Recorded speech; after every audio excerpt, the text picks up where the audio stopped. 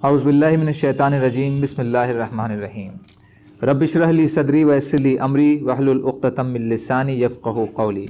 ریاض الصالحین حصہ اول۔ کھلے اور چھپے ہوئے کاموں اور حالات میں نیک نیتی کا ہونا ضروری ہے۔ یتیموں، لڑکیوں اور تمام کمزور اور مسکین اور پھٹے حال لوگوں کے ساتھ نرمی کرنے، ان پر رحم اور اپکار کرنے اور ان کے ساتھ اچھے طریقے سے پیش آنے کا بیان۔ اللہ تعالیٰ نے فرمایا، اور اپنے بازو مومنوں کے واسطے جھکا دو، اور اللہ فرماتے ہیں اپنے نفس کو ان لوگوں کے ساتھ رکھ کے رکھو جو اپنے رب کو صبح و شام پکارتے ہیں اور اس کی رضا طلب کرتے ہیں۔ تیری آنکھیں ان سے آگے نہ بڑھیں زندگانی دنیا کی رونق کی تلاش میں۔ اور فرمایا، تو جو یتیم ہو اس کو مت دبا، اور جو مانگتا ہو اس کو مت جھڑک۔ اور اللہ فرماتے ہیں، کیا دیکھا تو نے اس انسان کو جو بدلے کے دن کو جھٹلاتا ہے؟ تو وہی وہ ہے جو یتیم کو دھکے دیتا ہے اور نہیں تاکید کرتا مسکین کے کھانے پر۔ احادیث نبی صلی اللہ علیہ وسلم۔ حضرت سعد بن ابی وقاص رضی اللہ تعالیٰ عنہ فرماتے ہیں کہ ہم نبی صلی اللہ علیہ وسلم کے ساتھ 6 لوگ تھے۔ مشرکین نے نبی اکرم صلی اللہ علیہ وسلم سے کہا، ان کو اپنے سے دور کر دیں، یہ ہم پر حاوی نہ ہو جائیں۔ حضرت سعد رضی اللہ تعالیٰ عنہ فرماتے ہیں، میں تھا، ابن مسعود، قبیلہ حذیل کا ایک آدمی، بلال اور 2 اور آدمی جن کے نام مجھے معلوم نہیں۔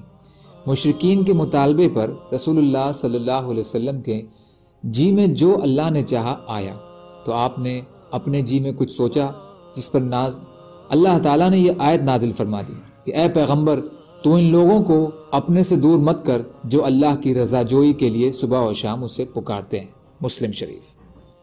فائدہ، اس سے معلوم ہوا کہ اللہ کے یہاں صرف ان لوگوں کی قدر و قیمت ہے جو ایمان اور اچھے کام سے آراستہ ہوں، چاہے اہل دنیا کی نظروں میں وہ اپنی غربت اور ناداری کی وجہ سے حقیر اور کمتر ہوں، اور جو ایمان و عمل سے محروم ہوں، چاہے دنیاوی حساب سے وہ کتنے ہی اونچے مرتبہ ہوں، اللہ کے یہاں ایک پر کے برابر بھی ان کا کوئی اہمیت نہیں ہے۔ اس میں اہل ایمان کو بھی تنبیہ ہے کہ ان کے یہاں بھی عزت و شرف کا پیمانہ دین ہی ہونا چاہیے، نہ کہ حسب و نسب اور مال اور مریادہ۔ ابو حبیرہ عائد بن عمرو مزنی رضی اللہ تعالیٰ عنہ، یہ اہل بیت رضوان میں سے ہیں، فرماتے ہیں کہ حضرت ابو سفیان رضی اللہ عنہ، حضرت سلمان رضی اللہ عنہ، صہیب رضی اللہ عنہ اور بلال رضی اللہ عنہ کے پاس کچھ لوگوں کی موجودگی میں آئے، تو انہوں نے ابو سفیان کو دیکھ کر کہا، اللہ کی تلواروں نے اللہ کے دشمن یعنی ابو سفیان سے اپنا حق وصول نہیں کیا۔ ابو بکر رضی اللہ تعالیٰ عنہ نے فرمایا، تم یہ بات قریش کے بزرگ اور ان کے سردار کے متعلق کہہ رہے ہو۔ تو حضرت ابو بکر رضی اللہ تعالیٰ عنہ نبی اکرم صلی اللہ علیہ وسلم کے پاس آئے، آپ کو یہ بات بتلائی۔ آپ نے فرمایا، اے ابو بکر رضی اللہ عنہ، شاید تو نے ان کو ناراض کر دیا ہے۔ اگر واقعی تو نے ان کو ناراض کر دیا تو یاد رکھ تو نے اپنے رب کو ناراض کر دیا۔ یہ سن کر فوراً ابو بکر رضی اللہ تعالی عنہ ان کے پاس آئے اور ان سے کہا، بھائیوں، کیا میں نے تمہیں ناراض کیا ہے؟ یعنی میری بات تمہیں ناگوار گزری ہے؟ انہوں نے کہا، نہیں اے میرے بھائی، اللہ تعالیٰ تمہاری مغفرت فرمائے۔